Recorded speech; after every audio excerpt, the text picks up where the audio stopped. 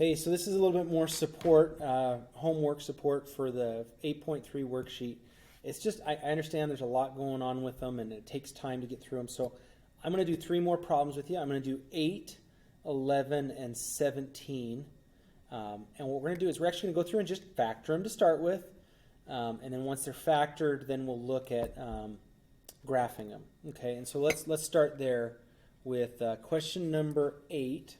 We're going to start just trying to factor it. Now the top is just a 1. That's not going to change or do anything special. So that's going to be 1 over. And then down here, I notice that they both have a 3 in them. So I'm going to pull a 3 out. And that will leave me with an x plus 1. Okay. So let's leave that. I'll come back and we'll talk about the criteria that it fits. But that's all the factoring that I can do. There's no x squareds or anything like that. If we look at number 11, this is an x squared. If you can't read it real well, it is an x squared. So that's just a standard factoring. There's no multiplier throughout. So this top is just going to become x and x. How do I factor a 3 so that when I subtract I get 2? Well, that would be 3 and 1. Now the 3 is negative, which means my signs have to be plus and minus, one of each. To get a negative 2, I should go negative 3 plus 1. So there's my numerator. On the bottom, I notice that there's a 3 in front of the x squared and that 12 also divides by 3. So that means I can pull the 3 out, and that'll leave me with x squared. And if I divide the 12 by 3, that's a minus 4.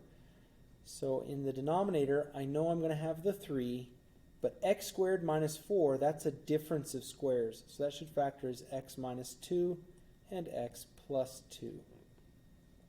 All right, let's see. We got one more in number 17. On top, there's nothing common throughout, so it's just going to be our standard factoring. X and x. How do you split a 2 so that it adds up to 3? Well, that'd be 2 and 1. Now the 2 is positive, which means my signs have to match. To get a positive 3, I need a plus 2 and a plus 1. On the bottom, I notice that it's negative to start. That's usually a big indicator that I need to pull something out. A negative 3 can also divide into this 12. And so if I pull the negative 3 out, that leaves me with a positive x squared, but a negative 4. And that's really important because x squared minus 4 is a difference of squares. Just like up here on number 11, this is going to factor as x minus 2 and x plus 2. Now I'm going to grab a different color here real quick and recognize that this x plus 2 on top will cancel the x plus 2 on bottom. That's going to change some of the information about my graph. Let's go back to the beginning and let's talk about number 8. First thing is vertical asymptotes. A vertical asymptote occurs whenever the denominator is made to be 0. Every time you have an x down here, you should have one vertical asymptote.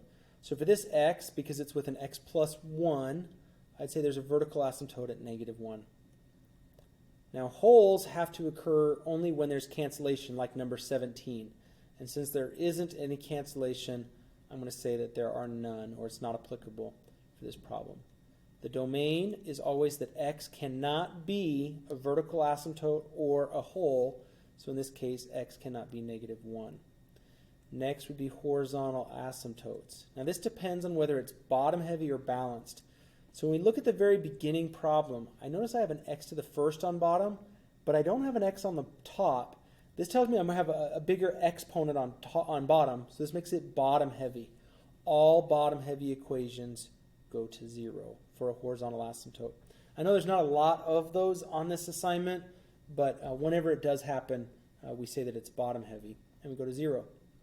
And the last is X-Intercepts. Okay, the X-Intercepts here would be if the top is ever equal to 0. Since it doesn't have an x on top, there are none. Okay, so now when I go to produce the graph, first thing I'm going to do is put in my vertical asymptote here at negative 1, and my horizontal asymptote is right on top of the x-axis. Let me grab a different color. All right, so there's my horizontal asymptote, my vertical asymptote.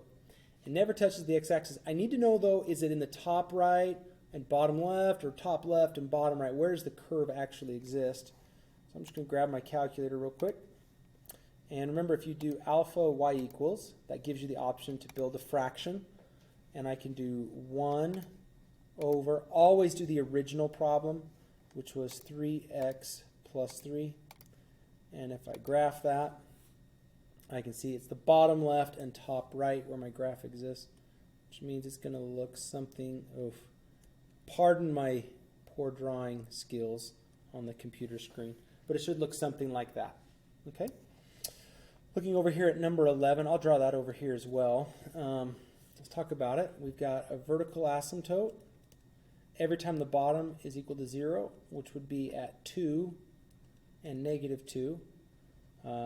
The holes, without a cancellation, there are none. And so the domain restriction is just that x cannot be 2 or negative 2. Horizontal asymptotes. This was x squared over x squared, which makes it makes it a balanced equation. Because it's balanced, we use the leading coefficients. The x squared on top was a 1x squared. The x squared on bottom was a 3x squared. So my horizontal asymptote will be at 1/3. Again, the decimal, but we just do the best we can to plot that. And then the last thing would be x-intercepts. Anything that makes the top equal to 0. I see I have an x minus 3, so that would make it a positive 3. And x plus 1 would be a negative 1. All right, so bear with me again. I'm sorry about the imperfection here. But I'm going to come over to 2 and draw a vertical asymptote. And over here at negative 2, draw a vertical asymptote. At negative 1, I'm supposed to hit the x-axis, and at positive 3, I'm supposed to hit the x-axis. And then I don't have any holes, so the rest of this is just looking at the, horizontal asymptote, sorry. If this is 1, 1/3 would be down here somewhere, between 0 and 1. So there's my horizontal asymptote. All right, now we're ready to take a picture of this out of the calculator.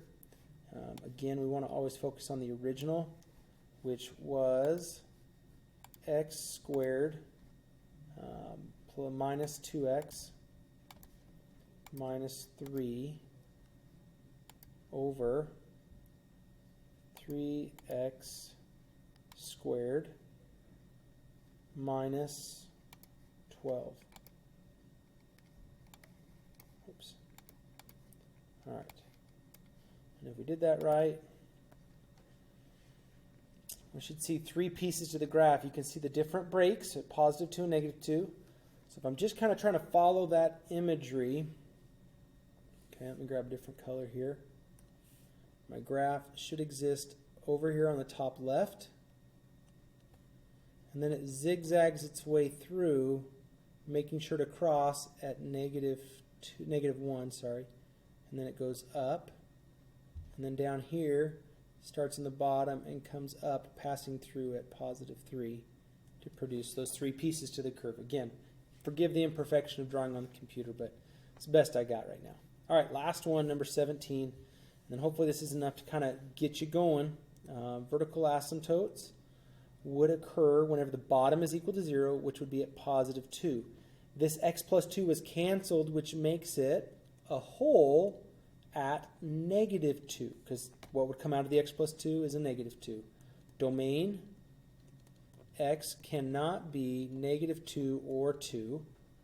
Horizontal asymptotes, this is a balanced equation because it was x squared and x squared. So I use the leading coefficients of 1 over negative 3. That's the same as negative 1/3 for my horizontal asymptote. And last but not least would be x-intercepts. These are only the non-canceled numerator values because we have an x plus 1 on top. Negative 1 is our x-intercept. So we'll draw this one right down here. Over here at positive 2, I have my vertical asymptote. Oof, not very straight, Mr. Welch. And at negative 1, I'm supposed to hit the x-axis. At negative 2, I have a hole. I like to put a little question mark because I know there's a problem there. So when I'm drawing this curve, I need to acknowledge that. And the other thing was at negative 1/3. Well, there's negative 1, so negative 1/3 would be my horizontal asymptote. So I kind of expect the graph here to be on the top left because I see the dot is above the axis, or above the asymptote. But let's go ahead and just produce the graph again in the calculator. Y equals x squared plus 3x plus 2. And on bottom, I need to insert a negative. 3x squared, what is that, plus 12? All right, if we graph that, you can see where it's got this curve up here on the top left, curve down here on the bottom right. And when we draw that in, okay, keep in mind that you're coming along following the asymptote. When you get to that place where we're supposed to have a hole, I'm going to draw an open circle. Then I cross through right there at -1, follow up the asymptote, and then of course I was supposed to have a graph down here in the bottom right. And there's my graph. Vertical asymptote holes, all that stuff, it really comes out of, can you factor them? If we're struggling to factor, that's where we got to have that conversation. Then we can talk all day about why are we having a hole here, why is there a vertical asymptote there. But until they're factored, we're not going to get very far. Remember, the answer key is posted. Get the help that you need, talk to me, and let me do what I can to help you. Good luck, and we'll see you in class.